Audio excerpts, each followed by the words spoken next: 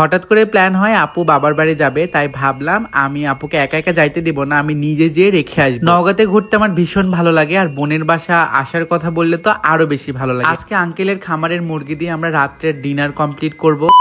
আসসালামু আলাইকুম, সবাই কেমন আছেন? একদম হঠাৎ করে প্ল্যান হয় যে আপু বাবার বাড়ি ঘুরতে যাবে, তাই আমি তাড়াহুড়া করে ব্যাগ গুছাই নিয়ে একদম রিক্সা নিয়ে সোজা এখন চলে যাব হলো রেল গেটে। ওর বাসায় যেহেতু ঘুরতে যাব, সেক্ষেত্রে তো খালি হাতে যাইতে পারি না, তার জন্য মিষ্টির দোকানে চলে আসি। আমি আমার পছন্দ মতো মিষ্টিগুলো নিয়ে যাবো, আর আমার যে মিষ্টিগুলো ভীষণ ভালো লাগে খাইতে, তার জন্য আগে নিজে একটু ট্রাই করে নিচ্ছিলাম। তারপরে পছন্দ মতো মিষ্টি নিয়ে, চিপস নিয়ে, বাচ্চাদের জন্য চকলেট নিয়ে, সবকিছু নিয়ে এখন আমরা চলে যাবো সিএনজি স্ট্যান্ডে। আমি সিএনজি স্ট্যান্ডে এসে আগে একটা সিএনজি রিজার্ভ করে নিচ্ছিলাম আর কি, যে একদম আমরা সোজা নওগাঁ পর্যন্ত চলে যাবো, মানে আপুর বাসা পর্যন্ত যাব। এরপরে রাজশাহীতে অবস্থা বুঝতেই পারছেন যে একদম ভাঙাচোরা করে ওভারব্রিজ গুলো হবে, সেগুলো পার করে আপুর বাসায় এসে আপুকে নিয়ে আমরা সোজা এখন চলে যাচ্ছিলাম। আর নওগাঁ যাওয়ার সময় এই সাইডের রোড গুলো আমার ভীষণ ভালো লাগে, আর এখন তো সরিষা ফুলের সময়, এর জন্য সরিষা ফুল গুলো আরো বেশি ভালো লাগে। আর এই রুকাই আম্মু এত পাকনা পাকনা কথা বলে সবকিছু চকলেট মকলেট খাওয়ার জন্য, একদম মনে হয় বড় একটা মানুষ। এত পরিমাণে ম্যাচুরিটি ওর মধ্যে, আমার দেখা এত ছোট বাচ্চার মধ্যে খুব কমই ম্যাচুরিটি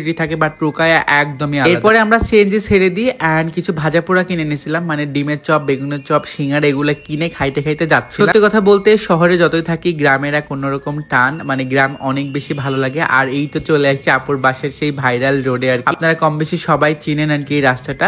আপুরা আগেই বাসার মধ্যে চলে যায়, আমি আবার ঢং দেখানোর জন্য পরে ব্যাগ নিয়ে ঢুকি। আর আপু আমাকে দেখে তো পুরাই সারপ্রাইজড হয়ে যায়, বলে যে আলামিন তুমি চলে আসছো, মানে এরকম একটা বিষয়। এন্ড আসার পরে আপু কি কি নিয়ে আসছিল সবগুলো বের করে বাচ্চাদের খাওয়ার জন্য দেয়। আমরা রাত্রে কি খাবো সেটার জন্য আমরা চলে যাই হলো আঙ্কেলের খামার। আমি আপুকে বলতেছিলাম, আপু আজকে আমরা আঙ্কেলের খামারের মুরগি দিয়ে রাত্রে ডিনার করবো, এই জন্য চলে গেছি। আপু বলতেছিল যে একটা মুরগিতে তো তোর হবে না, চল দুইটা মুরগি নিই, বাট আমরা লোক সংখ্যা অনেক কম ছিলাম, এর জন্য একটা মুরগি নিয়ে নিছিলাম। আর আঙ্কেলের থেকে আমি শুনে নিচ্ছিলাম যে আঙ্কেল এই মুরগিগুলোর বয়স কতদিন। আঙ্কেল আমাকে বলতেছিল 1 মাস 35 দিন।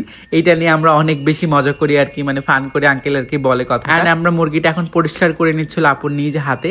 আপুর হাতের রান্না কিন্তু অনেক বেশি ভালো লাগে। আমি যখনই নওগাঁতে আসি, মানে আপুর বাসায় যখন আসি, আপুর পাশে বসে থেকে আপুর হাতের রান্না দেখি, এন্ড আপুর হাতের রান্নাটা কিন্তু খাওয়ার চেষ্টা করি। আপুর বাসায় যখন ভালো ভালো রান্না করে, আমি কিন্তু মাঝে মধ্যে আপুর বাসায় গেলে সুন্দর সুন্দর আপুর হাতের রান্না খেয়ে। আর এরকম মাটির চুলার রান্না কিন্তু অনেক বেশি ভালো লাগে আমার কাছে। যাই হোক, মুরগির মধ্যে আলু দিয়ে দিছিল, আলু ছাড়া আমার কোনো কিছুই ভালো লাগে না, মানে আলুর সাথে গরুর মাংস, মুরগির মাংস বা যেটাই খান না কেন, আলু দিয়ে যদি আপনি খান, আমার কাছে মনে হয় যে সেটা টেস্ট বেড়ে যায়। আর যাই হোক, ফাইনালি রান্না বান্না সবকিছু কমপ্লিট হয়ে গেছে, এখন আমরা খাওয়া দাওয়া করবো। আর বাচ্চারা এদিকে সবাই খাওয়া দাওয়া করার জন্য বসে গেছে, আর একদম সারিবদ্ধ ভাবে বসে গেছে বারান্দায়। গ্রামীণ এই পরিবেশগুলো বেশ ভালো লাগে, মানে আমিও বাসায় গেলে এবার চেষ্টা করি যে সবাই মিলে একসাথে খাওয়া দাওয়া করা, মানে বারান্দায় এরকম ভাবে বসে আর। যাই হোক, বাচ্চাদের খাওয়া দিয়ে দেওয়ার পরে আমরা বড়রা খাইতে বসে গেছিলাম। আপু আমাকে নিজ হাতে সবকিছু উঠাই দিচ্ছিল, মাংস ভাত সবকিছু। আর এখন মজা করে গরম গরম একদম খাবারগুলো, অনেক মজা হয়েছে খাবারগুলো, আলহামদুলিল্লাহ। যাই হোক, আমার বোনের বাসার ভিডিওগুলো আপনাদের কাছে কেমন লাগতেছে অবশ্যই কমেন্টস করে জানাবেন। আর আপুর কিন্তু স্পেশাল একটা ব্লগ আজকে